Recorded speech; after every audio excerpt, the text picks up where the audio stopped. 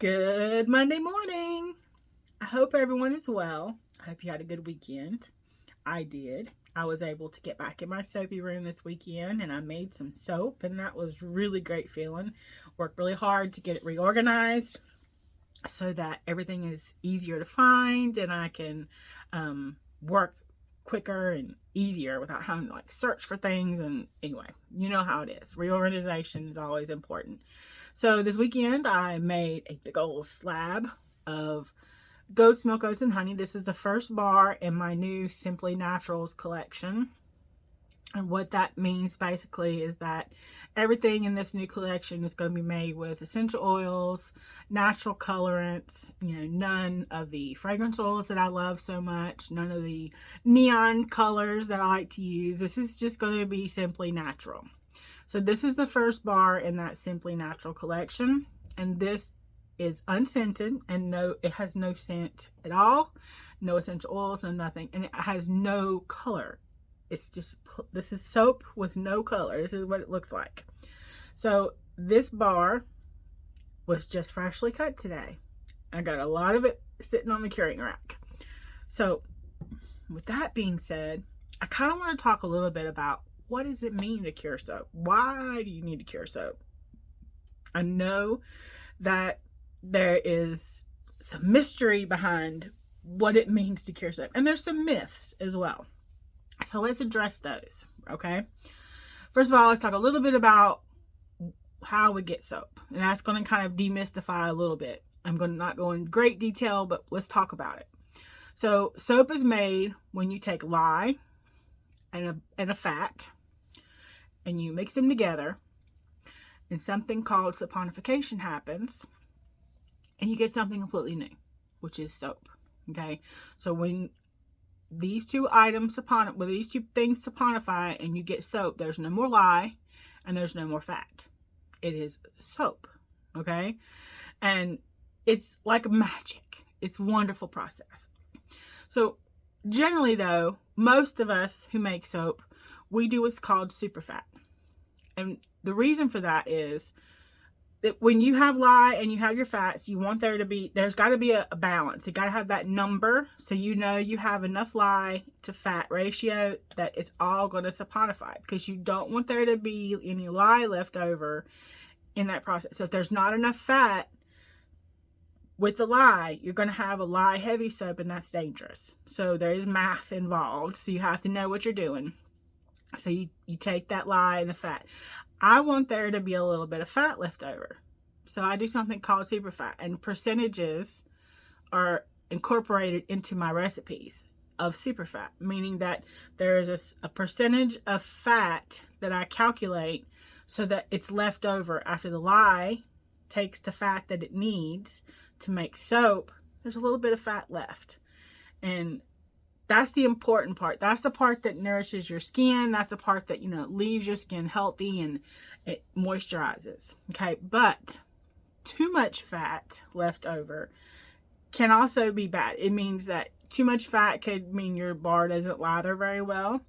Too much fat might even lead to like a slimy feeling afterwards, and you don't want that. So it's important that you do your calculations and you know what you're doing. Okay. So once saponification happens, soap is safe to use. You can use a bar of soap once saponification occurs.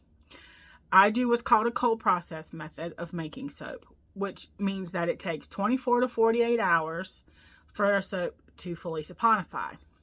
And after that time frame, soap is safe to use. So why in the world do I talk about my soap cures for 4 weeks? Well, the reason is this. When we make soap, we don't just pour lye into the fat. We actually take water and we mix the lye with water. And the reason for that is that we want to make sure that the lye saponifies fully with the fats. And where our lye that we use generally is it comes in a granule or a flake form. So it's not like the old days when lye was created with wood ash and you pour water in there and it comes out and you've got this lye heavy water. We need to make that water essentially. So we add water with the lye and then we put the fats in. So that water needs to come back out. It doesn't hurt anything, but when you freshly make soap, that water is still in there. And if you use it, which is safe to do, it's going to disappear really quickly. But it's also kind of like when you make like a spaghetti sauce, and the next day the spaghetti sauce is so much better than it was when you first freshly made it. And it's had a chance for those spices and all of those things to kind of mesh together, and it creates something even more delicious than the original. So in a sense, soap is the same way.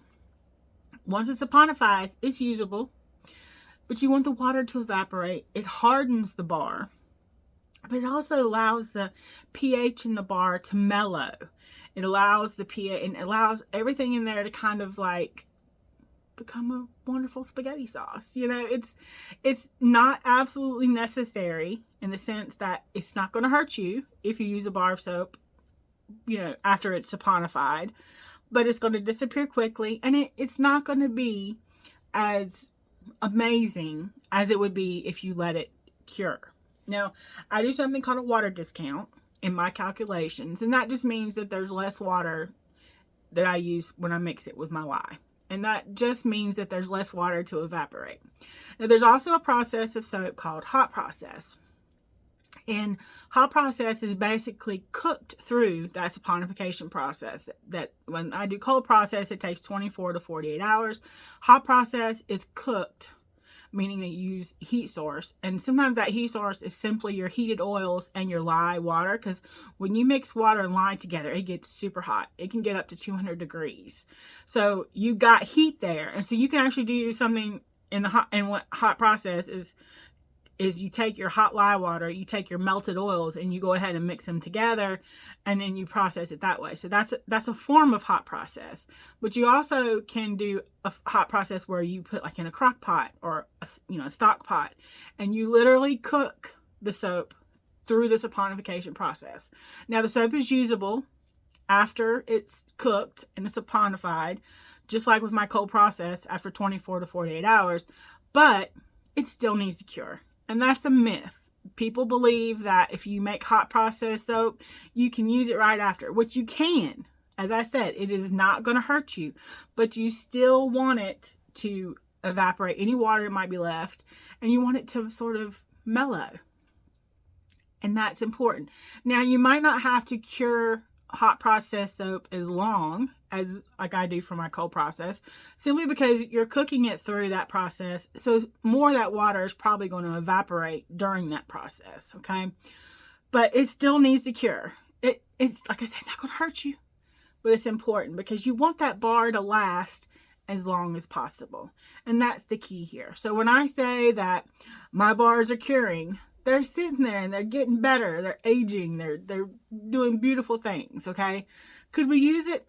Absolutely. But we want it to be the best that it can be. So this freshly cut soap today that I just cut, I generally go for a 4-ounce bar after curing is complete. That's what I shoot for. So I'm going to weigh this. I've already weighed a couple of them to get it like a generalized idea of how much these weigh. And these weigh 4.2 to 4.4-ish ounces right now. And so I'm going to post a photo later on today showing you the weight of this particular bar. And we're going to keep this bar separate from the others. And we're going to, over the next few weeks, sort of come back to it and weigh it again and see how this bar changes over the next few weeks. We're going to evaluate that, and we're going to show you what that means and how this is going to change over the next few weeks. Okay. So it's exciting. I know I overwhelmed you with probably a lot of information, but I really want to demystify some of the things that we talk about. And so you're educated, and that's important to me, is to educate everyone and let them know why I think that handmade soaps are better and superior than commercial soaps. Your skin is the largest organ on your body. You know, you need to take care of it. You only get one, essentially. You don't want it to, you want to take care of it. That's important, right? Well, going to get off to another good start on this Monday and see what else I can make. Y'all have a great week.